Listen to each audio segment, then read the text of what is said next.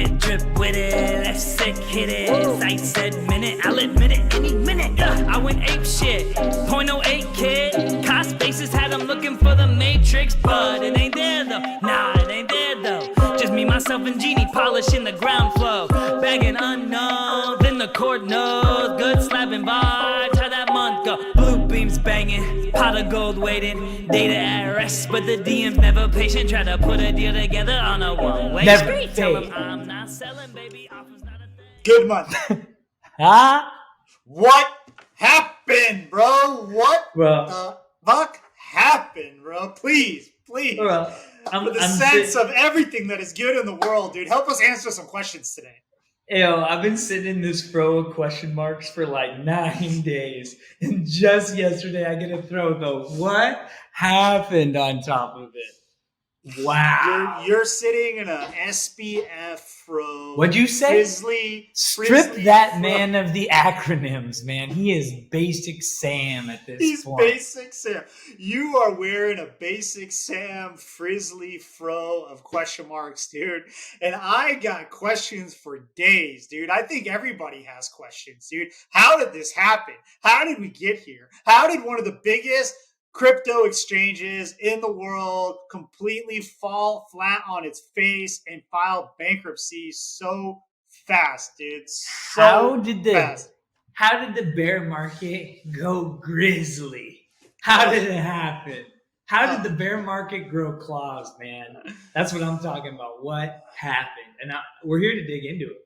Yeah, we're going to get into it. But before we do, I think we need to go through Webster's dictionary here and define a few kind of key terms that are swirling around this fucking crazy phenomenon that happened here. First of all, dude, do you know, Goodmonth, what is effective altruism? Effective altruism.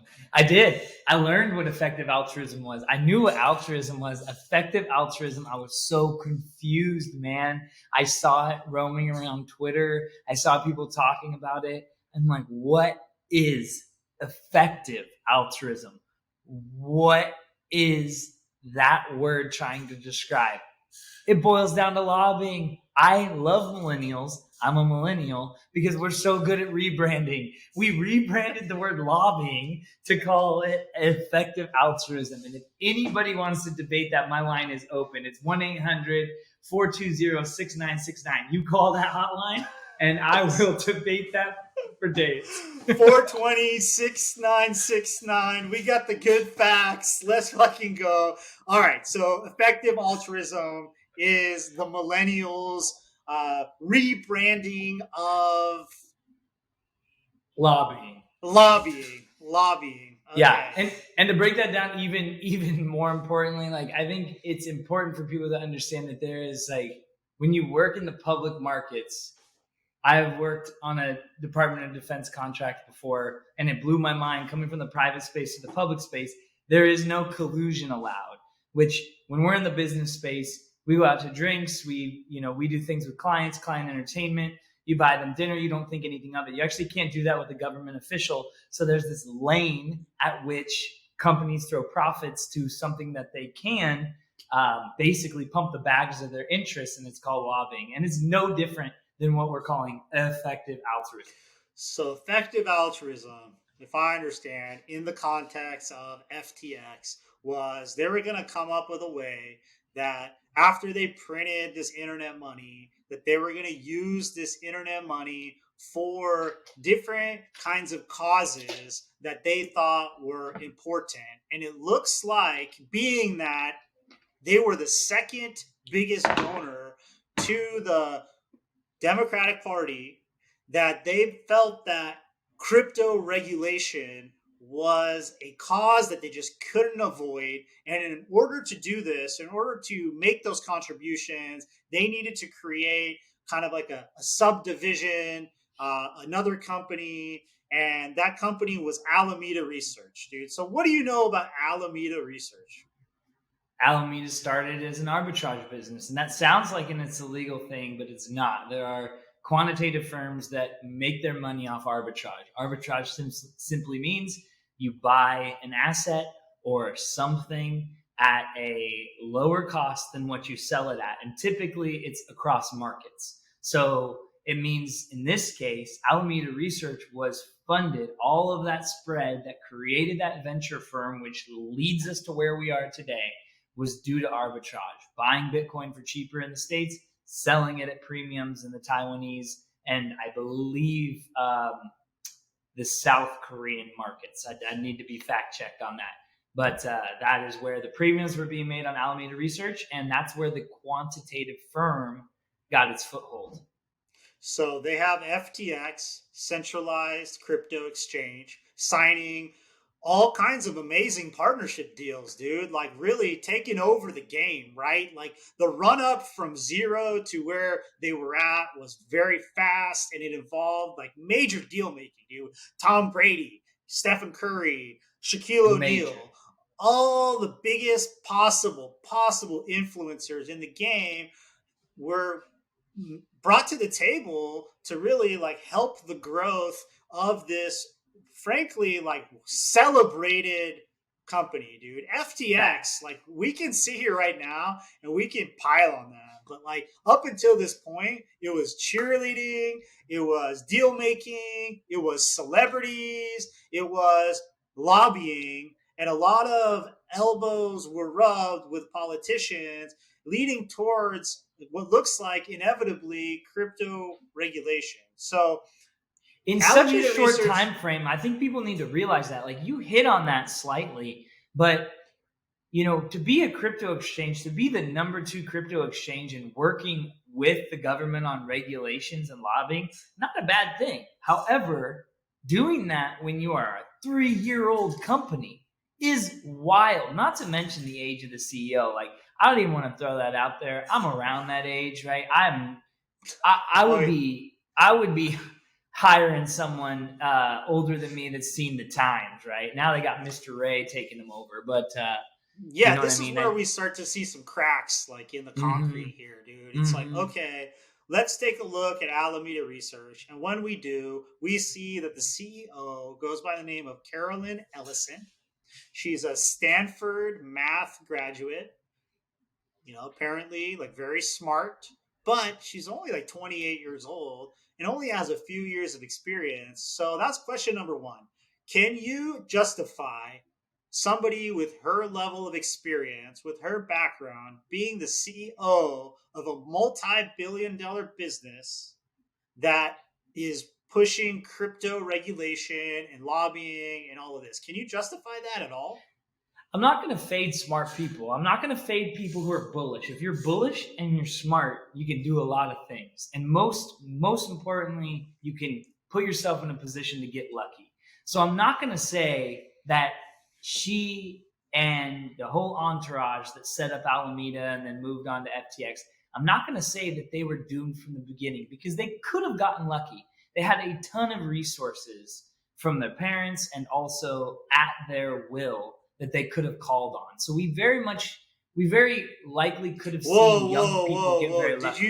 Did you say parents? Parents. Did you say parents? Parents. Are the parents? What do the parents have to do with this? Sam Bankman-Fried's his parents, you know, Mr. Bankman and Mrs. Fried. Illuminate us, dude. Illuminate us. They are big deals in the law department at Stanford. Good old Barbara Fried. She's been dealing. She's high up on the campaign trail for political parties. Like these kids did not come out of these, you know, modest homes with modest parent pedigrees and just show up 30 years old running the number 2 biggest exchange. But the biggest deal is that this thing was 3 years old. This exchange, it came up out of nothing and it rose to the top. It's insane. And also, you know, when we're talking about parents, you know, we should also take a look at Carolyn Ellison's dad, Glenn Ellison, who is the head of economics at MIT, at Massachusetts Institute of Technology, the place that Sam Bankman-Fried went to school, and the place that another one of our friends happened to teach some crypto classes at, and that's SEC Chair Gary Ginsler. So Uncle Gary. Uncle Gary. Uncle Gary's there. He's teaching crypto. You know, Glenn Ellison, his daughter is taking over as a CEO of Alameda Research. SBS parents, they're Stanford law professors, big lobbyists, very politically active, and maybe responsible for a little bit of this like effective altruism mentality that's behind here. So my question again, dude, is with all of the education in the room, all of the experience in the room, a family tree that really is at like the brinks of education and economic theory and law, how can FTX possibly be operating without a board of directors? Like, I'll get to your board of director question here in a minute, but I think that, looking at this situation, they had everything in their favor to get lucky. So I'm not going to fade someone young, someone with enough intelligence, enough bullishness in the network they had to ever be successful again. I think they definitely could have been successful, but their miss was on the board, man. Their miss was the fact that a 28-year-old person, I don't care if they're the smartest person known to mankind, I don't care if this 28-year-old was outproofing Albert Einstein at his age to this age of 28. The fact of the matter is time and place. This 28-year-old person wasn't even old enough to make it through a bear, wasn't even old enough to see quantitative reactions and psychology when things hit the fan. You can read about those in books all you want. You can read about the bank runs of the Depression. You can read about the crash in the 80s. You can read about the dot-com boom. You could read about the mortgage-backed crisis in 2008. But until you sit and see psychology unravel in your face, until you see stone cold, diamond-handed people that just think it's the way it is, and you watch them capitulate, experience matters. Experience matters. But like, what's interesting is there is FTX US derivatives. And FTX US derivatives was previously called Ledger X. And in October of 21, FTX acquired a majority of the shares there. And, they're responsible for the futures trading in the United States. And let me tell you what they have. Let me tell you what FTX US derivatives, the subsidiary of FTX, who's not named in this bankruptcy filing, let me tell you what they have. They have a board of directors, and they have a very impressive list of experienced people who have years and years of experience in futures trading and commodities trading and human resource and tech, and the list goes on and on and on. They got people that know they can go to jail. That's what they have. They have people that know their fiduciary responsibility and can wind up in the pen.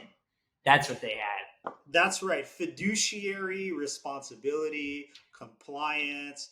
I don't know how to explain it. I got a lot of question marks here, but FTX did not employ these basic and important measures that are important to run a business at these levels. So let's take a step back from this a little bit and go back to like how this unfolded, when this unfolded.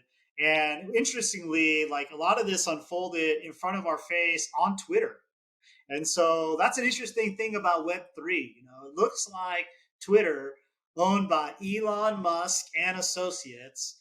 And interestingly, with a $500 million investment from our friend CZ at Binance, there's just a lot going on here. They have become like the center of Web3 communication. And what's interesting with Web3 is that leaders of businesses, executives, founders, directors, they take to Twitter on a very proactive basis and communicate what's going on and share their thoughts. And I'm bullish about that with Web3. And one example of this is with CZ, the founder or lead executive at Binance.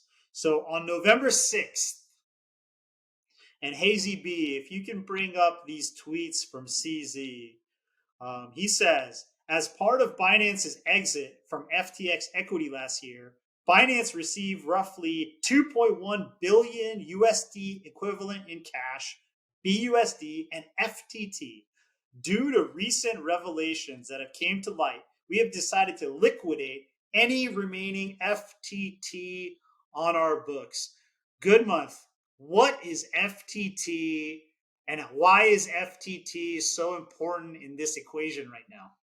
FTT is the FTX trading token, and it's the trading token that had a great utility. It was exactly what cryptocurrency is designed to do: give currency a niche and single dimension focus, a single dimension utility for how currencies can be prevalent, how they can be relevant, and how they can be held by communities, and communities need them to have certain privileges and values, right?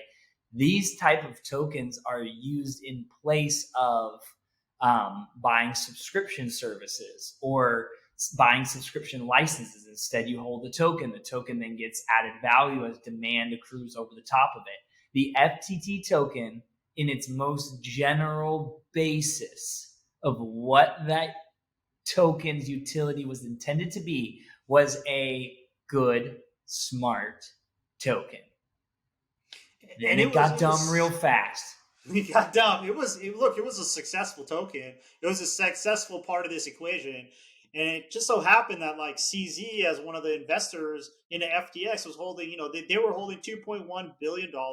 He took to Twitter and he basically said, I'm going to dump FTT.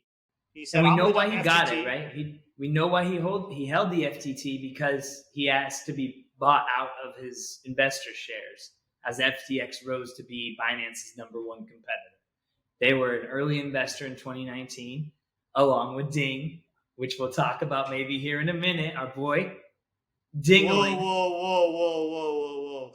You're saying that CZ along with Dingaling, the NFT whale, the guy that owns every #1 NFT Top Shot moment, the one that just has a big vault of apes and Azukis and all. What does Dingaling have to do with any of this? The Australian that loves basketball. We find out he is ex-Binance, or they are ex-Binance. And on the early investment papers, when it comes down to the cap table, it was Chang, Pang, Poppy, and Ding. CZ and Dingaling. Early Binance folks. Oh boy, that's juicy. So Dingaling, it's juicy. So he in the kind of the middle of all this over the last couple of weeks, what's gone under the radar that he's been doxxed. Is that the case? Our guy Dingaling? He's been doxxed to a degree, right? No facial images or imagery coming out, so there's no kind of tie to any kind of personal identification, except for the fact that just some details of their background. They're Australian. They love basketball, hence the Top Shot side of the things. But a new piece of evidence, and I shouldn't say evidence, that sounds incriminating, but a new piece of the story is that Ding is an ex-Binance employee. Now, aside from all the other information that came out, I don't think we should talk about any of that, because I frankly don't think it's rooted in any truth. I'm going to go off of the details that came out from NFT Ethics and that were verified by Dingaling themselves. Which are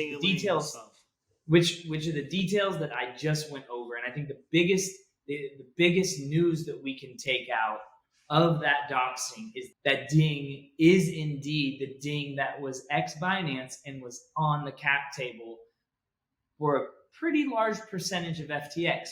And why this is important, I'm not trying to sleuth on Ding. I love Ding to death. Ding is the whalest of whales, the diamond of the reef. If there were diamonds in the ocean that a whale knew about, it is Ding. I pray to Ding. I love Ding. I'm not going to fade Ding. I am going to tell you one thing about Ding. Ding capitulated some ape for the first time in a time when you shouldn't capitulate ape. I hope Ding's okay. I really do. I hope Ding isn't banged up in this FTX deal too bad, but There are FTX ties with regard to Binance, and there was Ape capitulated. It's here on Etherscan. Ding, I hope you're good. But this is FaXx. I've never seen Dingaling capitulate anything. This guy is the Nope. most diamond-handed collector in the game. It's the Claimed first time. 1.4 Ape. Wow. And some of that got dumped. I mean, it could have just been like he knew what was going to happen. It was going to go down. ApeCoin took a hit. A lot of things took a hit. And that kind of really like what set that off is CZ, coming out and saying that he's going to have to dump his FTT because he was becoming aware of the insolvency situation with FTX. Let me ask you something. Do you think that CZ should be taking to Twitter and saying that we've decided to liquidate any remaining FTT on our books? I mean, do you think that that's... Absolutely not. And I think, CZ walked off this one pretty easy, right? CZ got a little bit of a reputation of being a slayer, like being a scam slayer. Shall we call the Sam Slayer? I'm not sure yet, but like Changpeng Poppy got a lot of cred in this call. And to be honest, if you tweet about these things, I mean, Elon got fined massive amounts, and he got his hands slapped on the board when he was tweeting about Tesla's price.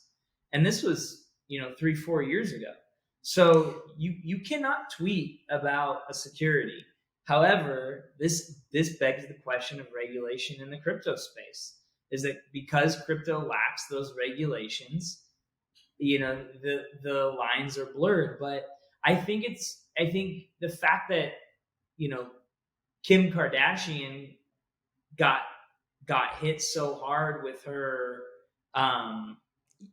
financial advice of Emacs, which was a scam token, right. And she promoted it. She got hit by the SEC with security logic behind it, and I think CZ should not have taken to Twitter to do that. But crypto Twitter. People don't understand that crypto Twitter is where everything happens. Like, you can't follow crypto Twitter with a newsletter. You can't follow crypto news on PR publications because it all happens on chain. There's always the salutes. And when CZ says he's going to dump his token or thinks he's going to sell, everyone just sees a whale's about to drop the bag and no one wants to catch the falling knife. Instead, people start throwing knives right in the bag. Oh, man. Woo. Tell me. He caused a bank run. FTT went plummeting down. And just like you said, he caused a bank run. And everybody started withdrawing their money from FTX. About $5 billion was withdrawn on that Sunday. He goes on to say, regarding any speculation as to whether this is a move against a competitor, it is not. Our industry is in its nascency, and every time a project publicly fails, it hurts every user and every platform. So he's saying, this was not a move against FTX. I don't know. It seems to me like there is some animosity. Do you think that there was animosity between CZ and Sam? How could there not be? It's your number one competitor. If you're a true competitor, game recognizes game. But you want to see your competitor dead in the dirt. So you got to mention that like CZ has a certain type of reputation for being a slayer. What do you mean by that? Like, can you dig into that, unpack that a little bit more? People think that this was just complete war strategy. Beyond business strategy, people saw this as like a general patent move. People saw this as, GG, and game over. So there, the first couple of days was like, it was less of the mismanagement talk of FTX, and it was more of the God mode of Changpeng Poppy, so talking CZ. This is his own words, also on 11.6. Liquidating our FTT is just post-exit risk management, learning from Luna. We gave support before, but we won't pretend to make love after divorce. We are not against anyone, but we won't support people who lobby against other industry players behind their backs. Onwards. And Sam made a bad move with CZ somewhere. Now, even if Sam never said anything bad about CZ, right? There's something Sam didn't say good about CZ. And I think that's important to know, is that when you are Sam and you are footing a half a B in lobbying, which, by the way, I just want to clear up, there's nothing wrong with lobbying for your interests at that level of a company. Like Google, Apple, Amazon, they spend massive amounts of money in lobbying. It's industries, it's a tall tale strategy. So there's, FTX gets a lot of shade for lobbying, and I don't agree with that at all. Lobbying is what's needed to pump your interest, especially in a nascent industry like crypto. However, the thing is that if you are lobbying, you have a voice and you have power on the inside. And if you are lobbying for a cause, but not pulling up the industry alongside of you, you step in mud. And so yeah. Yeah, like I think this tweet, dude, like this is this guy's own words.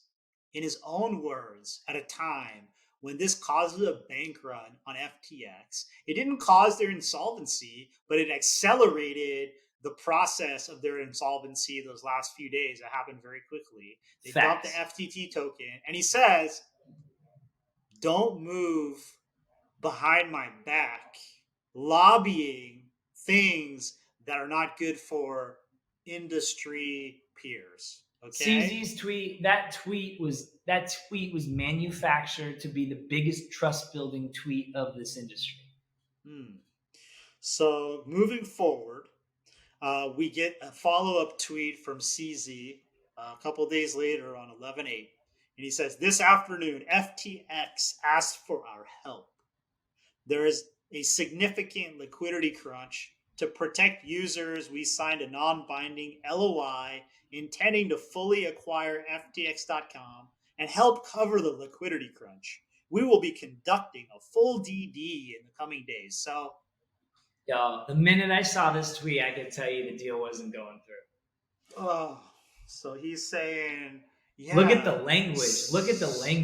Non-binding LOI, pending DD. You know how long DD takes? True DD to find a valuation? It doesn't take 24 hours, boss.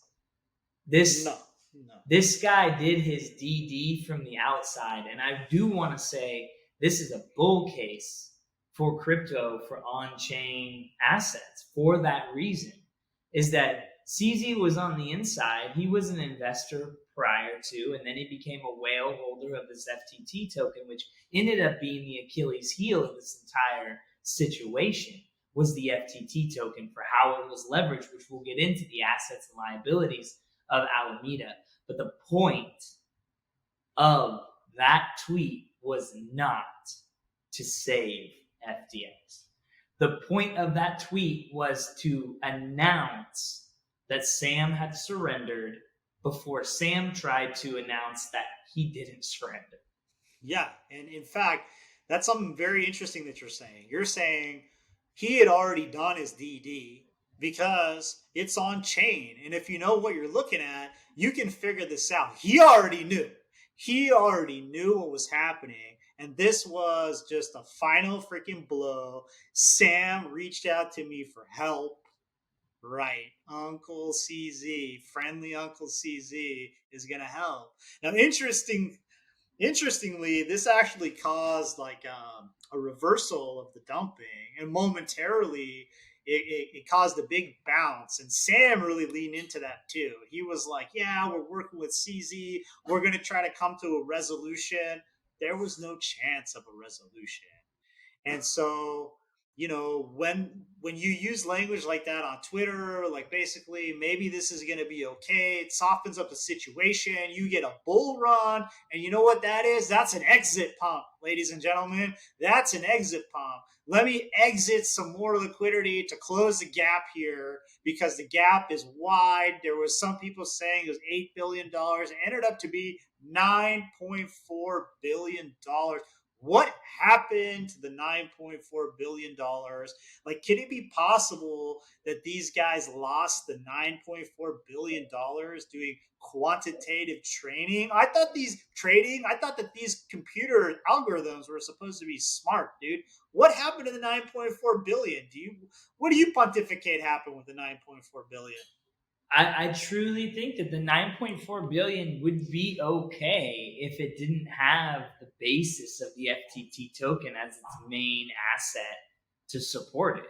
The FTT token allegedly, I'll throw it out there, like allegedly had a 6B, like a 6B asset under management valuation for Alameda Research.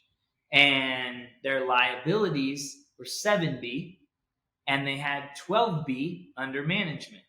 So the liabilities alone were higher than the assets under management if you exclude the FTT token.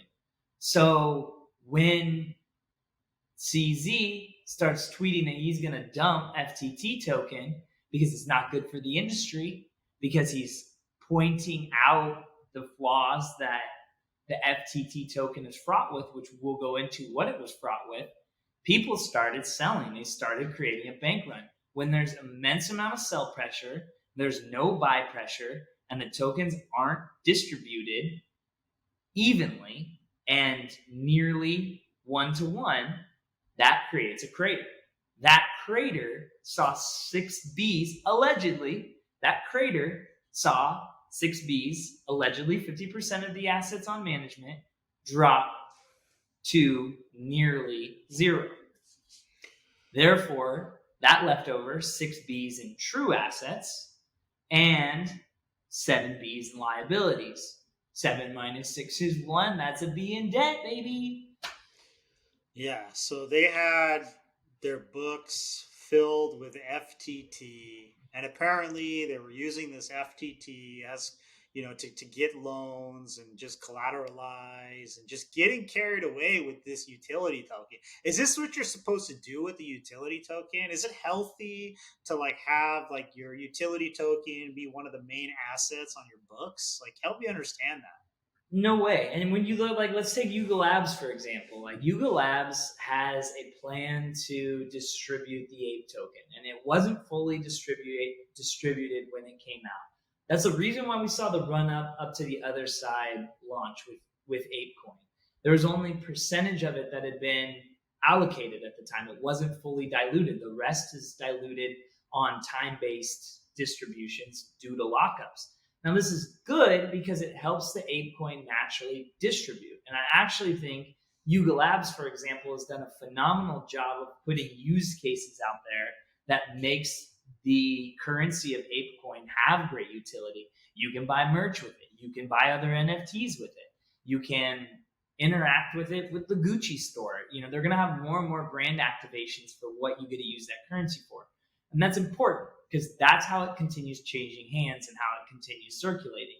And Yuga is actually very good at creating those use cases ahead of ApeCoin supply being unlocked.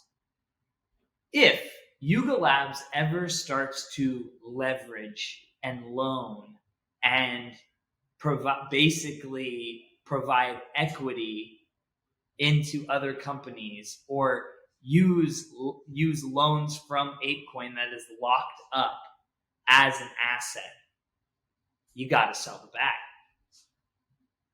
Yeah, that would be irresponsible. Irresponsible. Right. The reason a currency holds its value is distribution and circulation, period. If it's not distributed evenly or healthy, then you're going to crater at any type of instability. All right, so this kind of brings us up to where we're at today. Okay, Sam filed bankruptcy. So, ironically, another interesting point here is that FTX has now enlisted the quote help of Mr. Ray, who previously basically organized the bankruptcy filing of Enron. You can't make this up, dude. So Mr. Ray's involved. Here we are. They're going bankrupt. They got and let's get real with this. Organizing this bankruptcy filing is no different than saying burying the bones. Burying the bones. Absolutely, dude. So Sam is in the Bahamas. He's tweeting like weird stuff.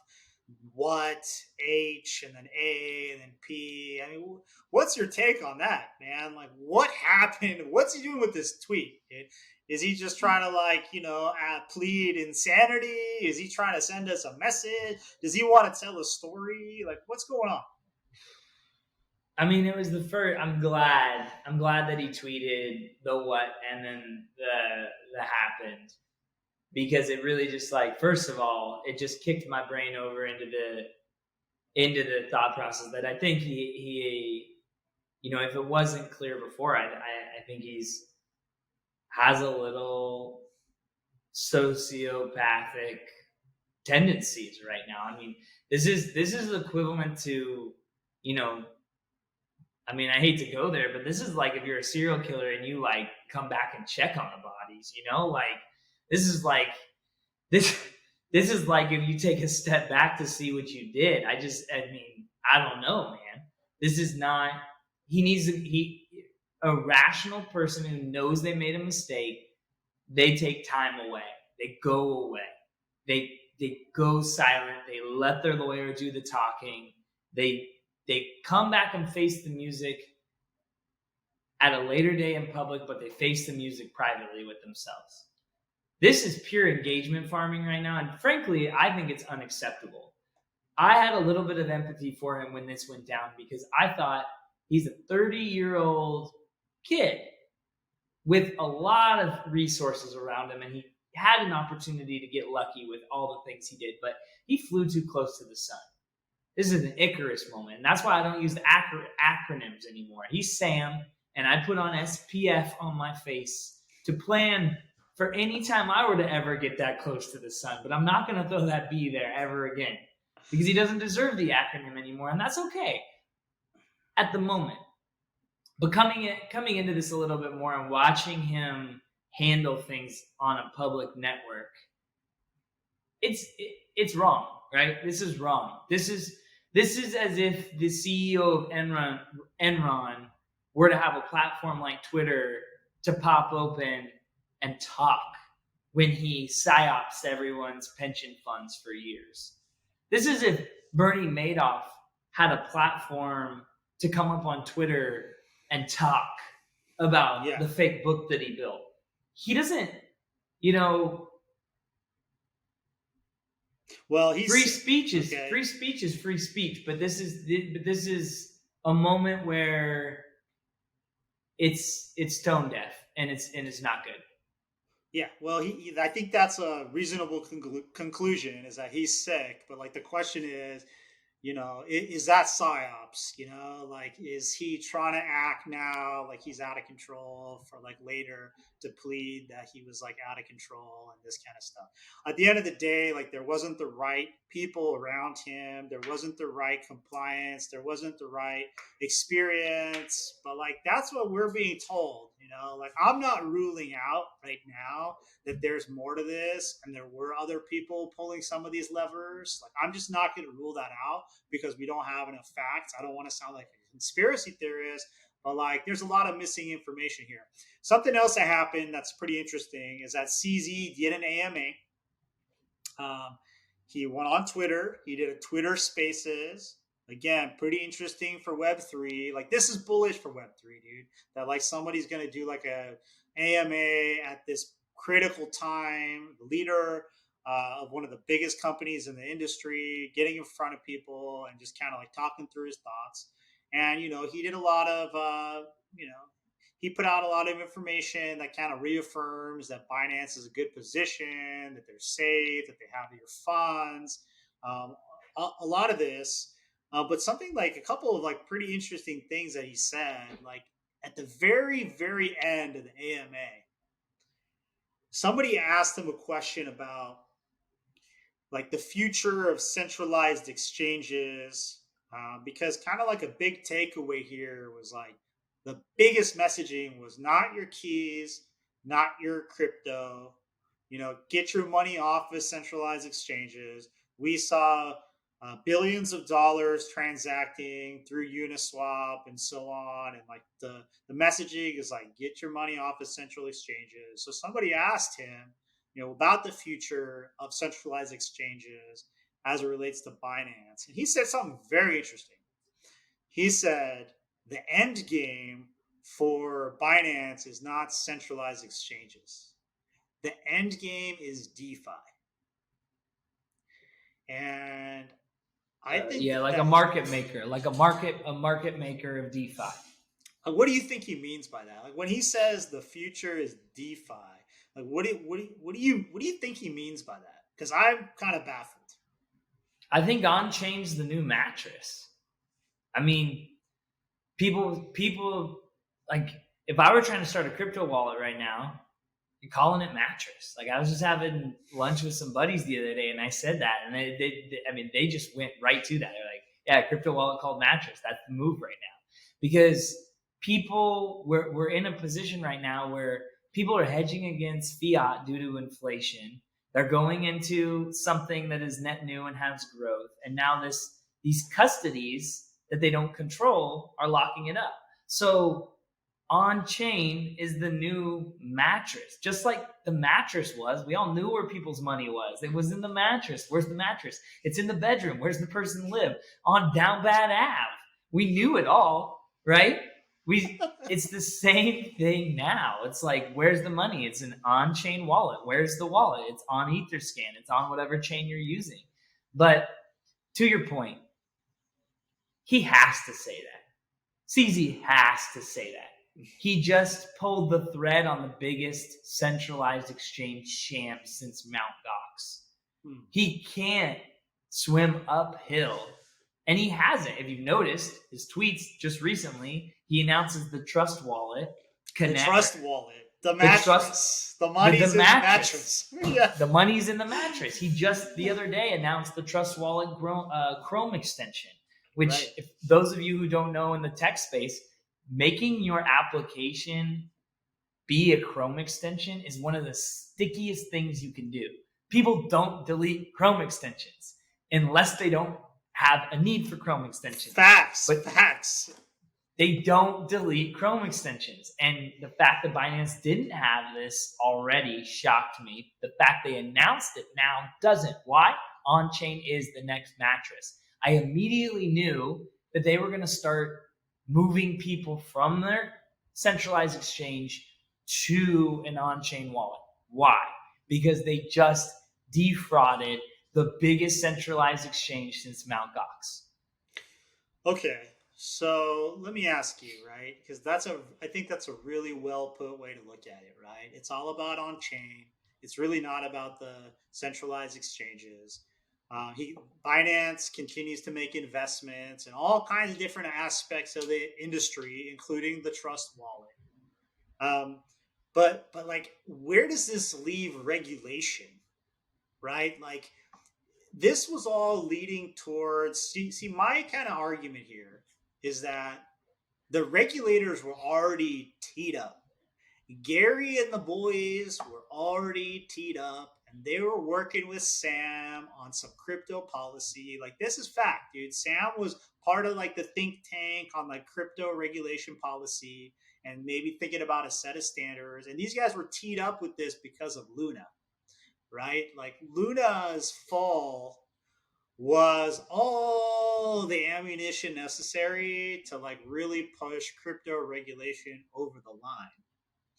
And this situation, though, has to kind of like make you back off a little bit, because you're thinking, wait a second, this fraudster, This guy that lost all of our money, that defrauded so many people, that left this major blemish on the crypto industry, was helping write crypto policy. I mean, he was working with regulators, he was donating to the party. Like, does that actually, to me, sounds like it should be like a setback for crypto regulation. It's So kind of I a think it's a double-edged sword. two. Yeah, and I agree with you. And I don't know if we're saying the same thing of it being a double-edged sword or it being talking out two sides of the mouth. Like, I don't know how those two different analogies map up, but I kind of look at it as talking out two sides of the mouth. You got the centralized exchange and Gary and the boys. They have a case more than ever for regulation. They've looked the other way for a long time. The euphoria run of 2020, they were looking the other way. They didn't want to shut it down. They let it run. They could have easily sanctioned that. They could have put an end to that so fast. There's a reason why they didn't want to put an end to it. And I don't have the answer for why, but all I knew is that they were nodding to people to get under that curtain. It's still, here it is. Get under. We're not saying no. Make a run. Let me ask you a question. Sorry to interrupt. Does it look like, looking back, that like the fall of Luna was like an orchestrated attack? We know the Luna crash was an orchestrated attack. We know that FTX was an orchestrated attack. Okay, let me stop you there. Okay, so we know that Luna was an orchestrated attack. Do we know who was behind the orchestrated attack? We don't. We don't. We never do have. know. Now we know that. Why don't you clarify that you say that you know that FTX was an orchestrated attack? Why don't you? Because that was kind of a bold statement there. Maybe I led you into that. But what do you mean by that? It goes back to him being the scam slayer. I mean, CZ single-handedly led. His tweet was the shot heard around the world on this thing. His tweet of dumping the token caused the bank run. Period. I agree with this. Yeah, now, I'm not saying that CZ. I don't think CZ should have done that, but I'm not saying that it's CZ's fault. The fault was in the rot of the system of FTX. The fault was in the over-leveraged Alameda research backing FTX that was high off its own smoke of the FTT token and mismanaged. That's the fault. The cause. All right, I'm going to have to do it. Security attacks, there's something called a kill chain. When you make a cyber weapon and you tool a cyber weapon, that is a piece of the kill chain. The kill chain starts with discovery and recon, and then it gets into weaponizing, triggering, and exploiting. CZ did his recon. He knew the system was fraught. He gathered the intel. He knew where his footholds were to then find what he could weaponize. What did he weaponize? He weaponized the vulnerability of the FTT token and the tie that FTX had strung up itself with that FTT token. What was the trigger? The tweet. What was the exploit? The bank run. And then what does he do next? He says, there needs to be accountability for user funds, which I agree with. He says that the centralized exchanges, they should have user deposits. They should have those funds backed 1-to-1 or something close to it. And I agree with that. Who wouldn't agree with this, right? And he recommends that the industry, they move towards doing Merkle tree analysis. Okay, so like a Merkle tree is like a cryptographic exercise that shows the commitments that you have on chain. It shows where the money is, and it essentially is proof of reserves. So the way that you do proof of reserves is by doing a Merkle tree. He recommends that everybody do a Merkle tree. Then when there's some kind of like questionable movements of funds between crypto.com and somebody else, like he points that out. He doesn't specifically say it, but he tweets it out again, like, hey, like borrowing money is not the same thing as like proof of reserves. And then that causes a bank run on crypto.com. And Kronos token, their utility token, dumps big time. So it's like warning shot after warning shot. And ultimately, like, thank you for kind of like walking us through Kill Chain. Like, I do think that these utility tokens and what these tweets and what's happening is being weaponized. I do think that CZ definitely did not appreciate what Sam was doing in terms of crypto regulation and whatever he was saying to the regulators, probably good planning to make it harder for DeFi. Or not saying. And so, like, this was a type of digital war, business war. These are antics that are kind of unfolding in front of us. So, like, here we are now. I mean, so you asked the question. You asked the question of the organized attack of Luna, right? Yes, I did ask that question. And it was 100% an organized and orchestrated attack. Same type of kill chain layout. We don't know who it was.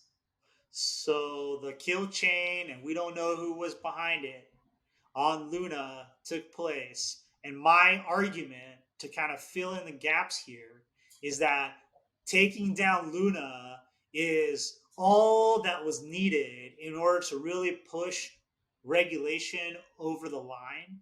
I think that on the back of that, SBF, FTX, and their efforts to like lobby towards regulation were going to be accelerated and like propped up by what happened to Luna. And we don't know exactly who was behind Luna. And I don't know. Like, but I have my concerns about that. But what we do know is CZ, he didn't like what Sam was doing. And he did play a big role in activating the kill chain on what happened to FTX. And so the question is, like, where does this leave crypto regulation?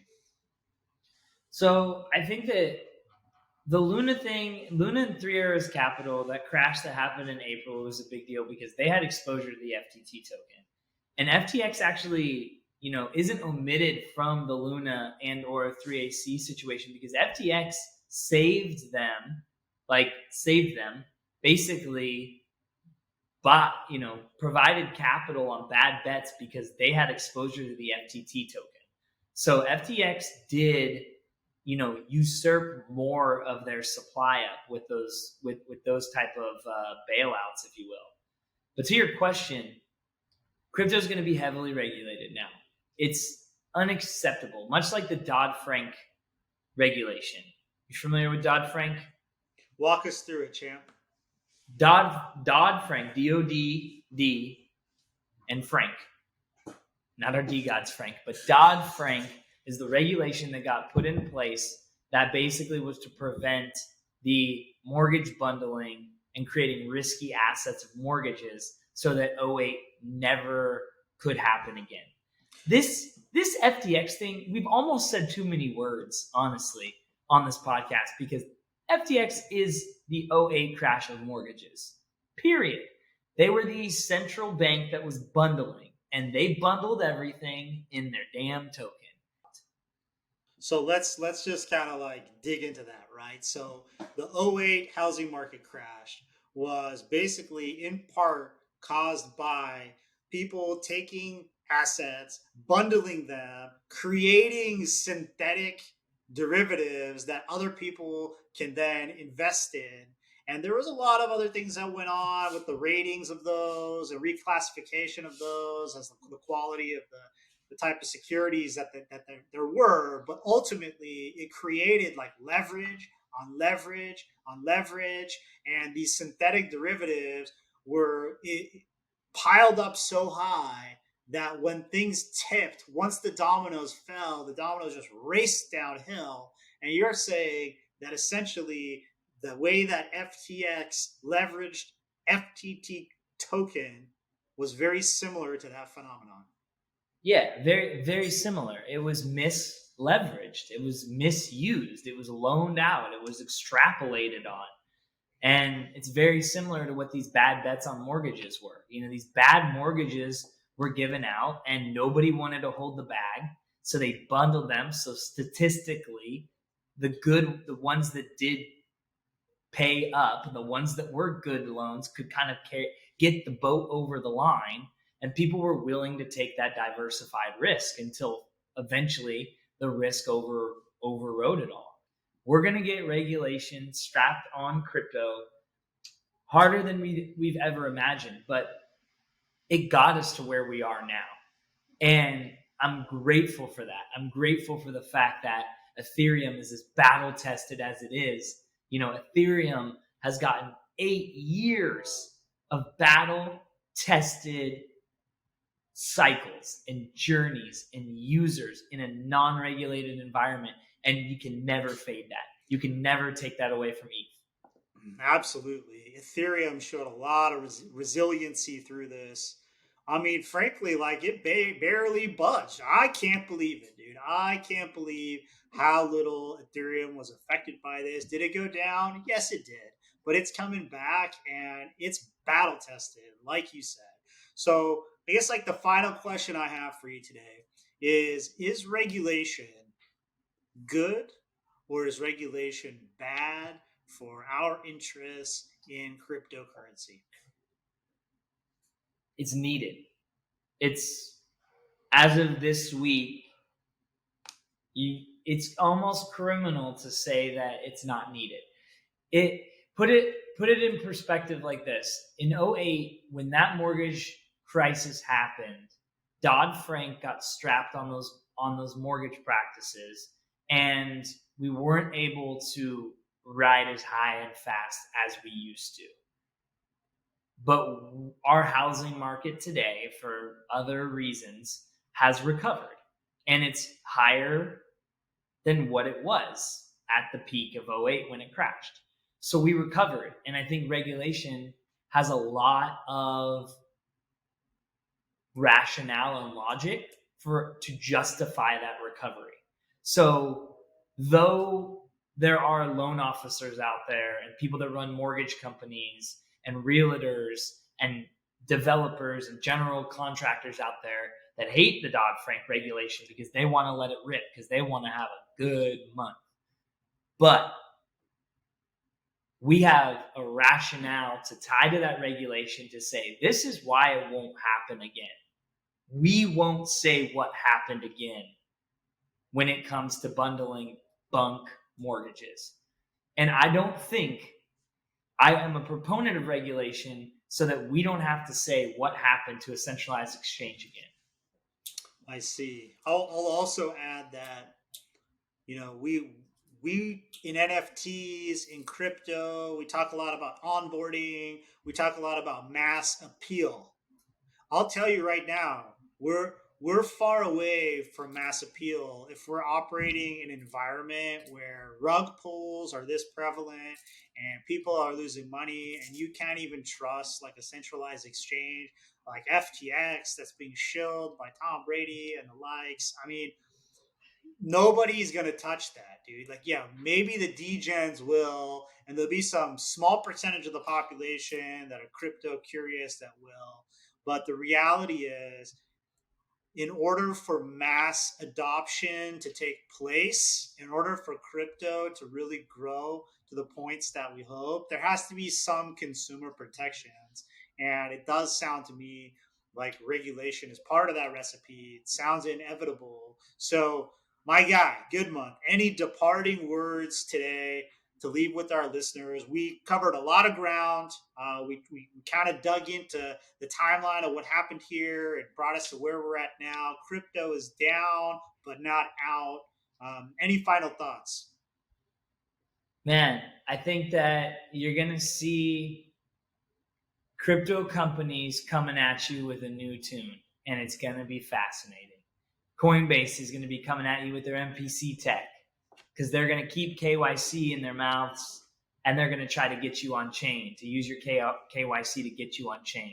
You're going to see Binance getting you on chain. You're going to see all the crypto exchanges trying to get people on chain.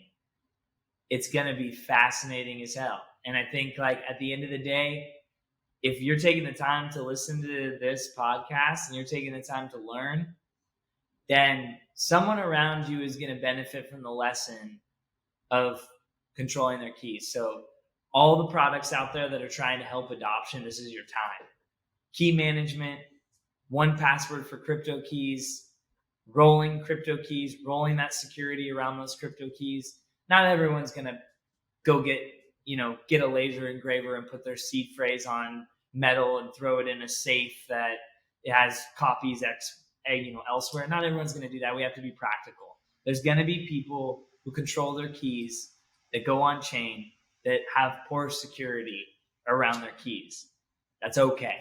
And we got to rock it, we got to ride it, and we got to help them adopt, and we got to get them on chain so that it's only our fault if this ever happens again. Absolutely. Well put. If you're listening to this podcast, you lived through one of like the max capitulation moments in crypto history. Pat yourself on the back if you survived it. We're here for it. We're going to move forward. We're going to try to help break down what's going on in the industry, what's going on at the highest levels of crypto, what's going on with your favorite NFT projects. So never fade the NFT. FaXx has a problem with the nostrils. They just got no Never nose. fade the ? Bro. Let's go. Well, Dex is a chat. Yeah, that doesn't surprise me. RP got that heartbeat. Bridge built to the swamp, now the apes all barking. Picking up bananas like you ever heard a cat laughing. They on time sweeping. What's left? Got a red disease, call it out of weight. Headed down from the treehouse where the floor apes mate. Banging on the door for Ghana to let us in. Wi-Fi rotated, new pin, 8-pin. Checking the collections in the trace all copped. Homage is non-stop, the colors all pop. Admiral Code Devil horns don't miss. Yellow BG with the floor skin hits. Let's get it. FaXx, me know I got more gon' send that.